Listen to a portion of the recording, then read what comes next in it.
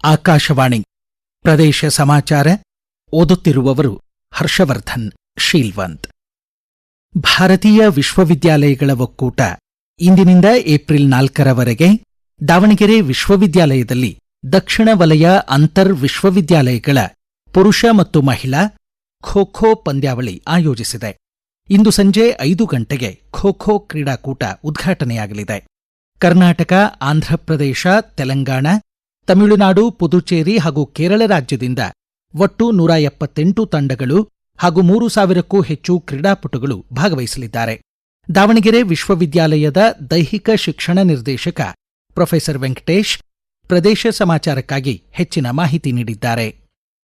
ಇವತ್ತಿನಿಂದ 29ರವರೆಗೆ ಪುರುಷರ ಪಂದ್ಯಾವಳಿ ನಡೀತಾ ಇದೆ. ಮಹಿಳೆಯರ ಪಂದ್ಯಾವಳಿ ಏಪ್ರಿಲ್ 1ನೇ ತಾರೀಕಿಂದ 4ನೇ ತಾರೀಕುವರೆಗೆ ನಡೀತಾ ಇದೆ. 89 ಪುರುಷ ತಂಡಗಳು, 89 ಮಹಿಳಾ ತಂಡಗಳು ಇದರಲ್ಲಿ ಭಾಗವಹಿಸುತ್ತಿವೆ. 3,000ಕ್ಕೂ ಹೆಚ್ಚಿನ ಕ್ರೀಡಾಪಟುಗಳು ಖೋ-ಖೋ ಟೂರ್ನಮೆಂಟ್ ಅಲ್ಲಿ ಭಾಗವಹಿಸ್ತಾ ಇರ್ತಕ್ಕಂಥದ್ದು. 5 ಗಂಟೆಗೆ ಕುಲಪತಿಗಳಾಗಿರ್ತಕ್ಕಂಥ ಬಿ.ಡಿ. ಕುಂಬಾರ್ಸ್ ಅವರ ಅಧ್ಯಕ್ಷತೆಯಲ್ಲಿ ಉದ್ಘಾಟನಾ ಕಾರ್ಯಕ್ರಮ ಕೂಡ ನಡೀತಾ ಇದೆ. ಈಶಾನ್ಯ ವಲಯದ ಐಜಿಪಿ ಅವರಾಗಿರ್ತಕ್ಕಂಥ ರವಿಕಾಂತೇಗೌಡರು ಕೂಡ ಕಾರ್ಯಕ್ರಮ ಕೂಡ ಉದ್ಘಾಟನೆ ಮಾಡ್ತಿದ್ದಾರೆ. ಕರ್ನಾಟಕ ಖೋ-ಖೋ ಫೆಡರೇಷನ್ ಅಧ್ಯಕ್ಷರಾಗಿರ್ತಕ್ಕಂಥ ಲೋಕೇಶ್ವರ ಅಂಕಣಗಳನ್ನು ಉದ್ಘಾಟನೆ ಮಾಡಲಿಕ್ಕೆ ಬರ್ತಾ ಇದ್ದಾರೆ. 4 ಮಣ್ಣಿನ ಅಂಕಣಗಳನ್ನ ಸಿದ್ಧಗೊಳಿಸಿದ್ದೀವಿ.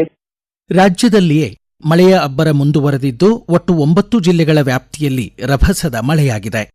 ಕಲಬುರಗಿ ಜಿಲ್ಲೆ ಚಿಂಚೋಳಿ ತಾಲೂಕಿನ ಶಾದಿಪುರ ಗ್ರಾಮದ ಧನಸಿಂಗ್ ನಾಯಕ್ ತಾಂಡಾದ 22 ವರ್ಷದ ಯುವಕ ಮಹೇಶ್ ಕಿಶನ್ ಚವ್ಹಾಣ್ ಸಿಡಿಲು ಬಡಿದು ಮೃತಪಟ್ಟಿದ್ದಾರೆ.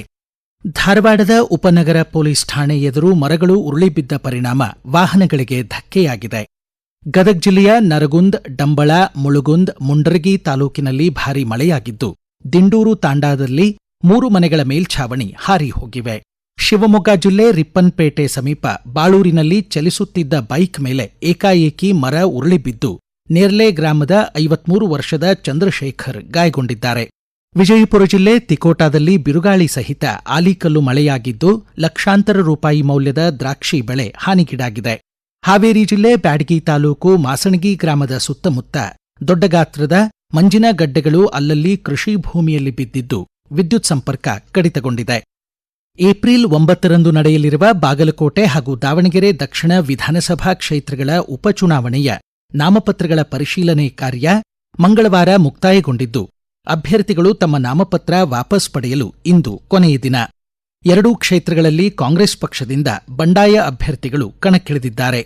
ಬಿಜೆಪಿ ಹಾಗೂ ಕಾಂಗ್ರೆಸ್ ಅಭ್ಯರ್ಥಿಗಳು ಬಿರುಸಿನ ಪ್ರಚಾರ ಕೈಗೊಂಡಿದ್ದಾರೆ.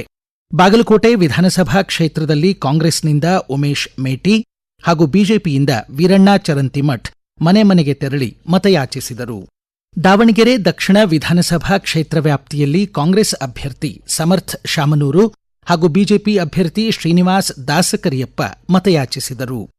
ಧಾರವಾಡ ಜಿಲ್ಲಾ ಪಂಚಾಯಿತಿ ಮಾಜಿ ಸದಸ್ಯ ಯೋಗೇಶ್ ಗೌಡ ಕೊಲೆ ಪ್ರಕರಣಕ್ಕೆ ಸಂಬಂಧಿಸಿ ವಿಚಾರಣೆ ಪೂರ್ಣಗೊಳಿಸಿರುವ ಬೆಂಗಳೂರಿನ ಜನಪ್ರತಿನಿಧಿಗಳ ವಿಶೇಷ ನ್ಯಾಯಾಲಯ ಏಪ್ರಿಲ್ 2ರಂದು ತೀರ್ಪು ನೀಡುವುದಾಗಿ ತಿಳಿಸಿದೆ. ಈ ಪ್ರಕರಣದಲ್ಲಿ ಧಾರವಾಡ ಗ್ರಾಮೀಣ ವಿಧಾನಸಭಾ ಕ್ಷೇತ್ರದ ಶಾಸಕ ವಿನಯ್ ಕುಲಕರ್ಣಿ 15ನೇ ಆರೋಪಿಯಾಗಿದ್ದಾರೆ. 2019ರಲ್ಲಿ ಅಂದಿನ ರಾಜ್ಯ ಸರ್ಕಾರ ಈ ಪ್ರಕರಣವನ್ನು ಸಿಬಿಐಗೆ ವರ್ಗಾಯಿಸಿತ್ತು.